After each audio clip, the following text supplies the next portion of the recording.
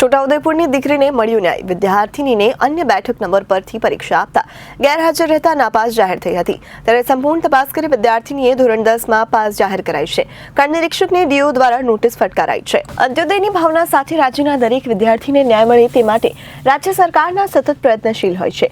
ગુજરાતમાં ધોરણ 10 અને ધોરણ 12નું પરિણામ જાહેર થયું છે. ત્યારે છોટાઉદેપુર જિલ્લાની દીકરીને નજીવી ભૂલને કારણે નાપાસ જાહેર કરાતા દીકરી ખૂબ નાસીપાસી થઈ હતી અને તેના પરિણામને લઈ સ્પષ્ટતા જાહેર થઈ અને તેનું ભવિષ્ય સંશયમાં હતું. આ સંવેદનશીલ બાબત મુખ્યમંત્રી ભૂપેન્દ્ર પટેલના ધ્યાને આવતા માનનીય દ્રષ્ટિકોણથી સમીક્ષા સાથેના અભિગમથી તેમણે શિક્ષણ રાજ્યમંત્રી પ્રફુલ પાનસેરિયાની યોગ્ય તપાસ કરવા અને દીકરીને સંપૂર્ણ પારદર્શિતાથી ન્યાય અપાવવા મંત્રીને સૂચના કરી.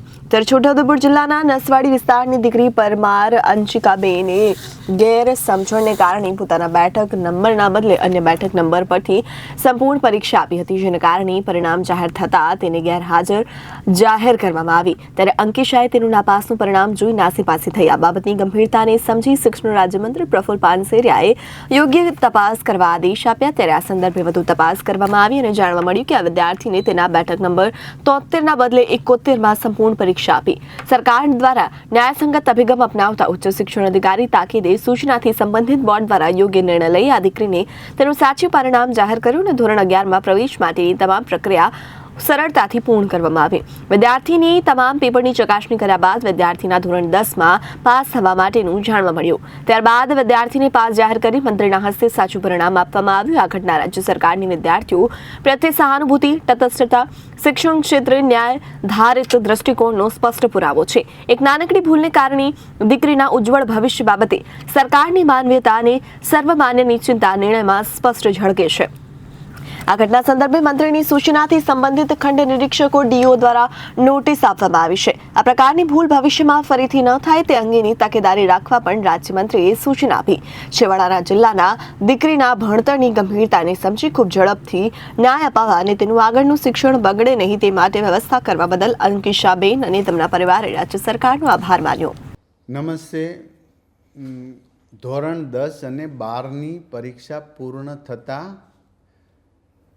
10મા ધોરણના રિઝલ્ટમાં દીકરી ઊભી છે બાજુમાં. એમનું નામ છે અંકિશાબેન. તેઓ એસબી સોલંકી નનસાડી સ્કૂલમાં ભણી રહ્યા છે. એમને પરીક્ષા આપી, પરંતુ પરીક્ષા આપવા જતી વખતે એ બીજા નંબર પર બેસી ગયા અને એ રોલ નંબર એમણે એ લખી નાખ્યો જ્યાં ગેરહાજર સ્ટુડન્ટ્સ હતો અને આખી પરીક્ષા એમણે આપી દીધી. પરિણામ આવતા અંકિશાબેનના પરિણામ માર્કશીટ 0 આવી. આ વાત મેં અમારા ધ્યાને આવી અને આદરણીય સીએમ સાહેબના ધ્યાને પણ આવી. ટીવી મીડિયાની અંદર બધા જ હસતા ખેલતા હતા, પરંતુ નાનકડી અંકિશાબેન ખૂબ રડતા હતા કારણ કે એમનું રિઝલ્ટ 0 આવ્યું. એમણે પરીક્ષા આપી હતી. આ ન્યૂઝ જોઈ આદરણીય સીએમ સાહેબે પણ મને સૂચના આપી હતી. મેં મારા અધિકારી મિત્ર સાથે પણ વાતચીત કરી, તપાસ કર્યો તો તપાસમાં દીકરીએ ખરેખર પરીક્ષા આપી હતી, પરંતુ બીજાના નંબર લખવાથી જે એબસેન્ટ સ્ટુડન્ટ્સ હતો એમના નંબર લખવાથી એ 0 એમના માર્ક આવ્યા. અમે આ બધો સુધારો અમારા અધિકારીની જાગૃતતાથી કર્યો, પરંતુ જે શિક્ષણ વિભાગ દ્વારા સરસ રીતે પરીક્ષા લેવાની એક પણ જગ્યાએ કોઈ પ્રોબ્લેમ નથી આવ્યો, ત્યારે અહીંયા જે સુપરવાઇઝર તરીકે કામ કરતા અમારા જ કર્મચારીની પણ ગલતી છે અને એમને પણ શોકોઝની નોટિસ ફટકારવામાં આવી છે. અને ક્યારે પણ આ એક દીકરો કે દીકરી અમારા માટે મહામૂલું છે. આ ધન કહીએ કે માનવતા કહીએ, આ બધું અમારા માટે ખૂબ કિંમતી છે. આ દીકરીના જ્યારે એમના હાથમાં 0 રિઝલ્ટ આવ્યું છે ત્યારે એમની મનોવ્યથા ખૂબ ખરાબ થઈ છે. મેં ટીવી સ્ક્રીન અને મીડિયામાં પણ આ જોયું હતું. મીડિયાવાળા મિત્રો પણ, કારણ કે નાના ગામમાં રહે છે, અહીંયા સુધી પહોંચતા એને ખબર પણ ન પડે. આ સમયે મીડિયાના પણ ખૂબ પોઝિટિવ રોલ રહ્યો. અમારા માટે આ નેગેટિવ્સ પહેલાં નહોતા. ભણશે કેમ ગુજરાત વગેરે અમારા ઉપર કટાક્ષ પણ કર્યા. આ કટાક્ષ યોગ્ય હતા. અમે સ્વીકારીએ છીએ. આ ક્ષતિ અમારા એક અધિકારીએ પણ કરેલી હતી, એમને પણ શોકોઝ નોટિસ આપી છે. અને હું કોઈના ઉપર ઢોળવા નથી માંગતો. શિક્ષણ વિભાગનો જવાબદાર વડો છું. આ જવાબદારી મારી છે, ક્ષતિ પણ છે એ પણ અમારી છે. અને સ્વીકારી એમને પાસનું સર્ટિફિકેટ આજે દીકરીને મેં આપી દીધું છે. અને આવનારા સમયમાં આવી ક્ષતિ ન થાય, જાગૃતતા પણ કરીશું. જે ભૂલ કરી છે એમને શોકોઝની નોટિસ આપીશું. આ પ્રસંગે મને આનંદ એવા કે મુખ્યમંત્રી ભૂપેન્દ્રભાઈ પટેલ સાહેબ એક નાનકડી દીકરી માટે પણ કેટલી સંવેદના રાખે છે કે ટીવી ન્યૂઝ જોઈને શિક્ષણ વિભાગમાં મને જાણ કરે કે તમે આ જોઈ લો, એક દીકરીનું શું થયું છે. સાહેબ, આ મુખ્યમંત્રી આપણા છે, આપણી આ સરકાર છે કે અંત્યોદય સુધી નાનામાં નાના દીકરા દીકરી કે અન્ય લોકો માટે જાગૃત છે.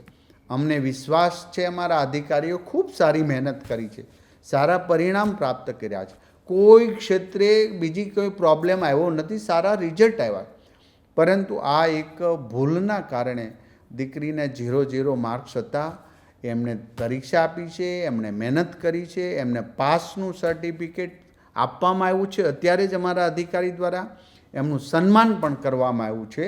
અને આ દીકરી હવે 11મામાં ભણશે. હું શુભેચ્છા આપું છું. આ દીકરી આવનારા સમયમાં કોઈ સારી અધિકારી બનશે, કોઈ સારી પોસ્ટ પર જશે, એમનું કરિયર ખૂબ સારું બનશે. ઈશ્વરને પ્રાર્થના. એમના પિતાશ્રીને પણ શુભેચ્છા આપું છું. દીકરી પાસ થઈ ગઈ, બસ હસતો ખીલતો ચહેરો રહે.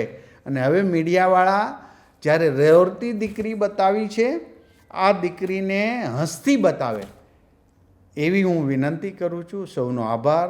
સૌએ અમારી સમક્ષ સુધી આ માહિતી પહોંચાડી એ બદલ આભાર. આદરણીય મુખ્યમંત્રી શ્રી આટલી સંવેદનાશીલ સાથે આટલા વર્ક હોવા છતાં પણ એક દીકરીના ન્યૂઝ જોવે અને અમને જાણ કરે. આ પ્રશ્ન અમે સોલ્યુશન કરી દીધો છે. અસ્તુ. Bureau report Janadesh news.